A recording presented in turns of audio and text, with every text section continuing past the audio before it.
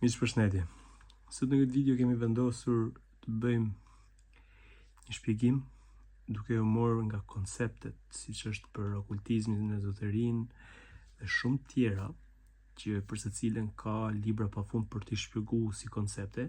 Ne kemi menduar që të shpjegojmë 31 prej tyre, që nga siç e përmendëm më sipër për okultizmin, ezoterin, numerologjin, gnostikët e sufizmi e shumë rrallë, pasi shumë prej këtyre i kemi prekur si në numrat saktu, kemi thënë okultizëm, kjo ka kuptim, dhe na kanë ardhur shumë pyetje për jush se çfarë është okultizmi, çfarë është kjo, çfarë është ajo. Do mundohemi t'i shtjellojmë pak secilën, pasi këto janë tepër të domosdoshme për të arritur me kuptu natyrën, universin, dhe ka qenë lëshësi që janë hap shkolla, akademi apo safat, siç është për ezoterin, që është shumë e mistershme e gjitha. Ne do mundohemi t'i shpjegojmë pak si koncepte, pak me sa më shkurt për secilin, pasi janë shumë. Dhe duhet kuptojmë që këto janë të krijuar përmes zbuluar sekrete të thella të universit, të kalojnë përtej asaj që ne shohim dhe ndjejmë. Pra për ty në botën e okultizmit, ezoterizmit dhe numrave misterios, është një udhtim që duhet të ketë përkushtim si të zbulojmë fuqitë padukshme, njohuritë e lashta dhe forcat që udhëtojnë jetën tonë. Këto janë praktika dhe besime që kanë shpjeguar universin, pra siç e premte këtu më sipër, për mijëra vjet. Okultizmi, studimi i forcave të padukshme që dikojnë në jetën tonë. Pra, në vetvete tenton të zbulojë çfarë shihet pas realitetit që ne shohim. Ezoteria, njohuri të fshehta për ata që kërkojnë shpëtim shpirtëror dhe lidhje të drejtë për drejta me universin dhe vetveten. Numerologjia, numrat si fuqi e padukshme që formojnë realitetin tonë. Kushdo numër ka një energji që përcakton fatin, pra dhe në shumë libra që kemi prek më sipër, po do mundohem t'i shkurtoj, thuhet që Zoti flet me numra me njerëzin. Kabala, ka shumë mister dhe shumë gjëra, po do t'i pim sa më shkurt. Është një koncept, po mundohem jemi hyj më thellë se Kabala shumë e shtjelluar dhe është organizuar dhe shumë gjëra. Një hartë e shpirtërisë dhe krijimit, e cila zbulon sekretet e botës dhe lidhjet që ekzistojnë në të gjithë universin. Alkimia, transformimi shpirtëror dhe mental për të arritur ndritëshimin dhe për të çliruar shpirtin nga materia. Humanizmi, përdorimi i ritualeve shpirtërore për të komunikuar me botën e padukshme, duke shëruar dhe udhëzuar individin për të gjetur ekuilibrin shpirtëror. Teologjia, përdorimi i magjisë për t'u bashkuar me fuqitë hyjnore, duke ndihmuar individin të arrijë ndriçim shpirtëror dhe shpëtim.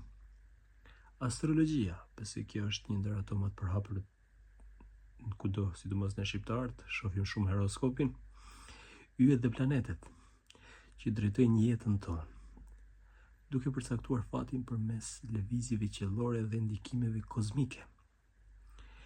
Magjia ceremoniale, këto janë pra përdorimi i ritualeve për të thirrur energjitë shpirtërore, duke krijuar ndryshime të menjëhershme në jetën e përditshme. Është shumë e thellë, po mundohemi t'i kapim sa më shkurt. Hermetizmi, filozofia që zbërthen ligjet kozmike dhe shpirtërore, pra njerëz që udhëtojnë gjithë krijimin dhe lidhjen e shpirtit me natyrën. Spiritizimi, komunikim me shpirtrat e të vdekurve për të mësuar sekretet e botës tjetër dhe për të udhëzuar në jetën e përditshme, që unë nuk e preferoj këto dhe lutem që të jenë sa më të paktën njerëz, por që ekzistojnë. Divinacioni, përdorimi i simbolikës dhe mjeteve për të parashikuar të ardhmen dhe për të kuptuar lidhjet e padukshme që udhëtojnë jetën tonë, ose udhëheqin jetën tonë. Anastropia, njeriu shpirtëror që bashkojnë shkencën dhe shpirtin duke ndihmuar individët të arrijnë zhvillim të plotë shpirtëror. Dhe fizikë. Gnosticizmi. Besoj keni dëgjuar shumë. Një uri të fshehura që çlirojnë shpirtin nga materiali dhe që lidhen me Zotin dhe shpëtimin hynor, shpirtëror. Theosophy. Bashkimi të gjitha besimeve për të arritur një kuptim të përbashkët të mistereve kozmike dhe shpirtërore që lidhin gjithçka. Tantra.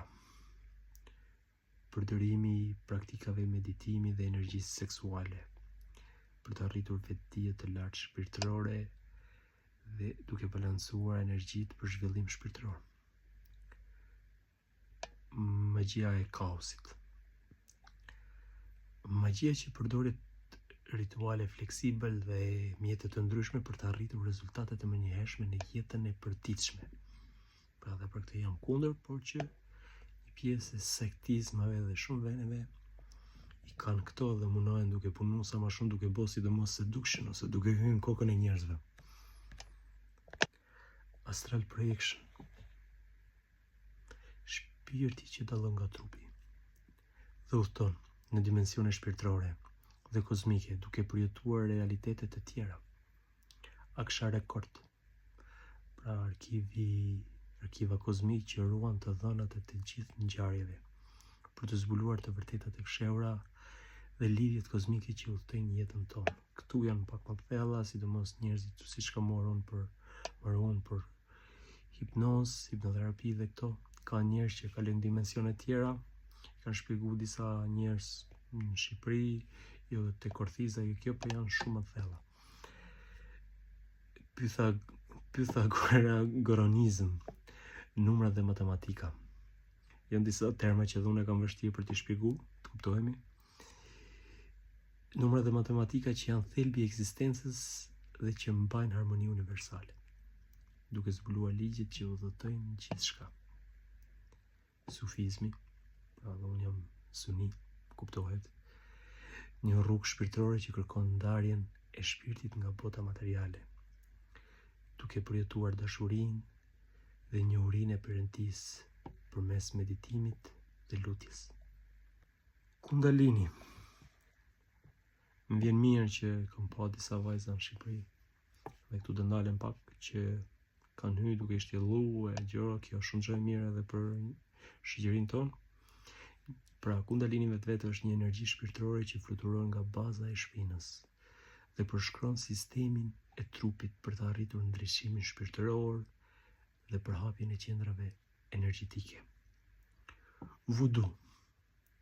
Një sistem i ritualeve dhe besimeve shpirtërore që përdor shpirtrat dhe forcat natyrore për të mbrojtur ose ndihmuar individët në jetën e përditshme. Wicca. Një besim pagan që thekson magjinë dhe natyrën si forca shpirtërore. Praktikuesit përdorin rituale dhe energji natyrore për të arritur balancën dhe mrekullitë.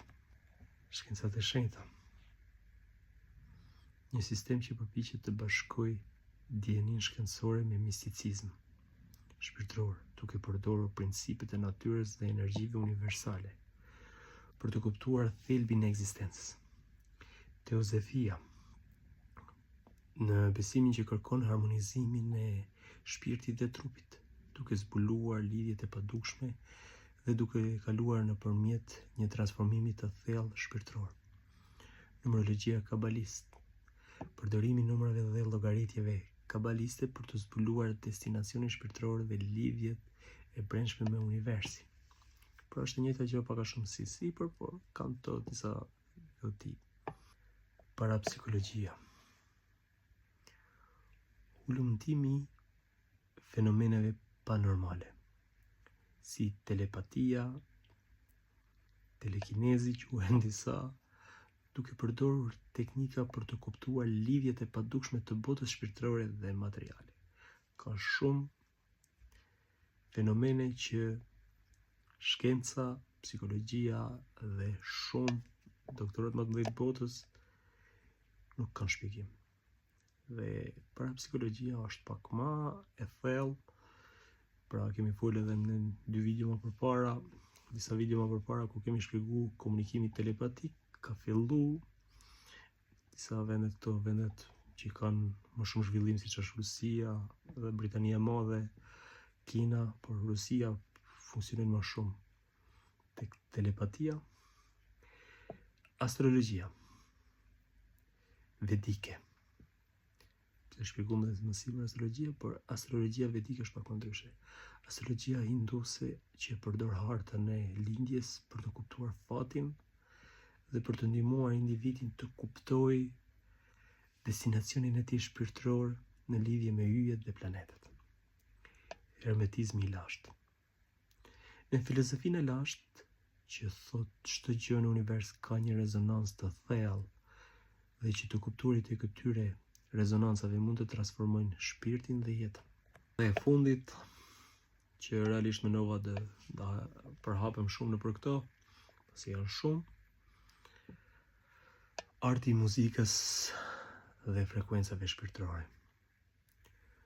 Muzika dhe frekuencat e tingujve përdoren për të përmirësuar vibracionet shpirtërore dhe për të zbutur dhe shëruar energjitë e trupit. Tek tantra dhe ka shumë që shpjegojnë edhe në përsuret edhe këto frekuencat, por kjo është edhe arti i muzikës, frekuencave shpirtërore është pak në Indi janë shumë të përhapme. Pra gjitha këto praktika dhe besime janë pjesë e një mozaiku të thellë që përpiqet neve në një mënyrë të zbulojmë misteret e universit, lidhjet e padukshme dhe energjitë që formojnë realitetin tonë. Kjo është pak a shumë një thirrje për ata që janë gati të shkëlqejnë dhe të zbulojnë gjithçka që fsheh puta për te syve që ne shohim. Shpresoj kjo video t'ju ketë pëlqyer. Nëse ndjeni mund të bëni subscribe apo like apo abonim që të zgjerohemi si komunitet dhe të arrijmë të përcjellet sa më shumë. Ju falenderoj, ditë mbarë.